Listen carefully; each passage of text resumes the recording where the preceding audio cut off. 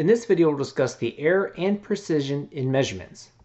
Now, when we think about actual measurements, we have to recognize that there is a level of error in everything that we measure. We have to consider how accurate is the tool we're using and how accurate our interpretation is of that measurement. For example, if you was asked to measure this length of the segment, you may put a ruler up to it and say, oh, that's 2.5 inches long. However, let's zoom in a little bit closer. And if we look here, our measurement is actually slightly off because that segment is just a little bit longer than the 2.5 inches that we expected. So you may say to yourself, well then let's use the centimeter side. I bet we can get a more accurate measurement there.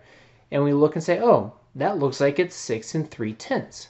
But let's zoom in again and we can see actually it's a little bit more than 6 3/10 centimeters as well.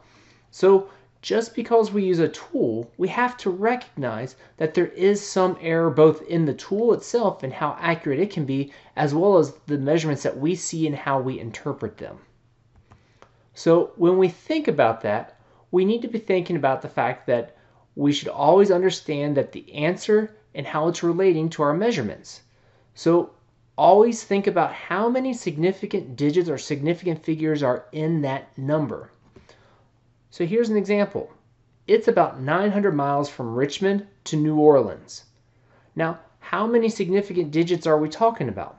We're only talking about one significant figure, the 9, because the zeros, when we're talking about the hundreds, the tens and the ones, those are not significant figures. So we're rounding in reality to the hundreds place when we talk about it this way.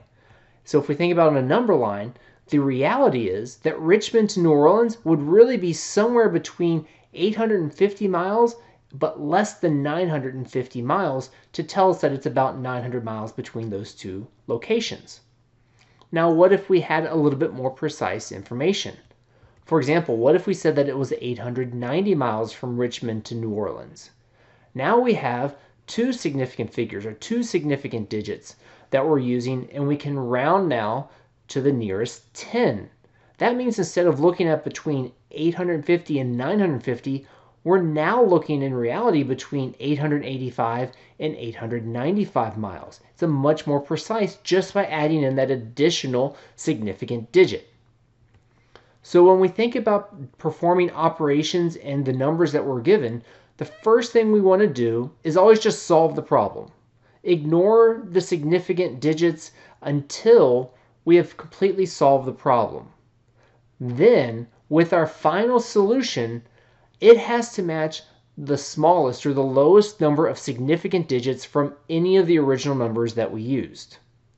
So again, don't change anything until the final solution, and recognize that 0 is a significant digit when it is part of a decimal, but not when it's part of a whole number.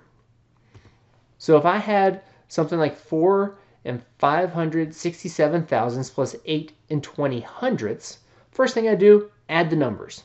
When I add them, I would get 12 and 767 thousandths. Now I have to consider now this solution. It has 5 significant digits. Let's look at the two original numbers. 4 and 567 thousandths only has 4 digits, whereas the 8 and 20 hundredths has 3 digits. And that's because the 0 is significant in this case because it's part of the decimal.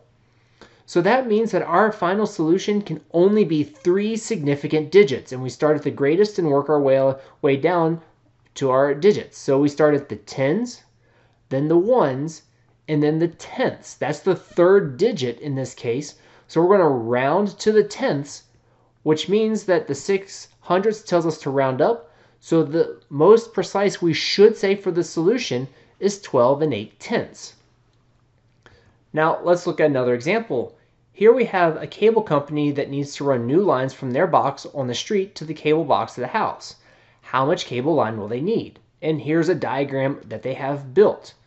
Now we see here that because we have this marking here, that tells us that's a right angle, so we can use Pythagorean theorem to help us with this. So we're going to solve it using Pythagorean theorem. That would be 20 squared plus 30 squared would equal x squared. So we have 400 plus 900 equals x squared. So we're looking at taking the square root of 1300. And when I do that, it's an irrational number. So I get 36.055512 dot dot dot dot dot. It keeps going on forever. Just the way I have it written here, I have 7 significant digits. Way too many. Let's look at our original numbers. The number 20 only has 1 significant digit because the 0 is in the ones place. It could be 22, 24. It's too broad for us to say it has more than 1 significant digit. Same thing for 30. It only has the 1 significant digit.